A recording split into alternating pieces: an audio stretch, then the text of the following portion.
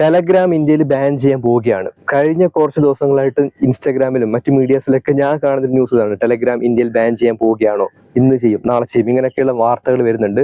കഷ്ടകാലത്തിനെങ്ങാനും Telegram ban ചെയ്താൽ എന്നെ സംബന്ധിച്ച് എൻ്റെ നെറ്റ്ഫ്ലിക്സും ആമസോണും ZEE5ഉം ഹോട്ട്സ്റ്റാറും ഇതെല്ലാം ടെലഗ്രാമാണ്. അറിയാലോ, എന്നെപ്പോലത്തെ സിനിമ പ്രാന്തന്മാരുടെ മെയിൻ ആപ്പ് എന്ന് പറയുന്നത് ടെലഗ്രാമാണ്. നമ്മൾ ഏറ്റവും കൂടുതൽ ഡിപ്പെൻഡ് ചെയ്യുന്നത് ടെലഗ്രാമിനാണ്.